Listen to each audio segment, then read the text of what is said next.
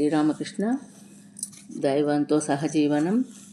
స్వామి బ్రహ్మానంద మహారాజ్ ఉత్తర భారతదేశంలో తన అధ్యక్ష కాలంలో సమస్త కార్యక్రమాల నిర్వహణకై బ్రహ్మానంద స్వామి భారతదేశంలోని వివిధ ప్రదేశాలలో విస్తృతంగా పర్యటించారు.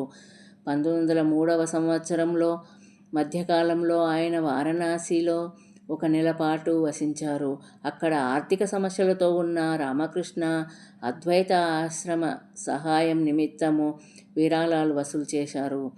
కొంతమంది స్వామీజీ యువ భక్తులు పేదవారి సేవ సంస్థను ప్రారంభించారు. ఆ సంస్థయే తర్వాత రామకృష్ణ మిషన్ హోమ్ ఆఫ్ సర్వీస్గా రూపొందింది. అధికారికంగా సంస్థను రామకృష్ణ మఠంతో అనుబంధపరచడమే గాక హోమ్ ఆఫ్ సర్వీస్ పక్కనే గల భూములు కొనటానికి, అక్కడ భవనాలు నిర్మించటానికి ఆయన ఏర్పాటు చేశారు. అక్కడ నుండి ఆయన కంకల్, హరిద్వార్ వెళ్ళారు. కంకల్లో స్వామీజీ శిష్యుడు కళ్యాణానంద స్వామీజీ అనారోగ్య పీడిత స్వాములకు గుడిసెలలో వైద్య సేవ చేస్తున్నారు. ఒక కలకత్తా భక్తుని సహాయంతో బ్రహ్మానంద స్వామి కంకల్లో 15 ఎకరాల భూమి కొనుగోలు ఏర్పాటు చేసి అక్కడ భవన నిర్మాణం పర్యవేక్షణకై విజ్ఞానానంద స్వామీజీని పంపారు. జై శ్రీరామకృష్ణ.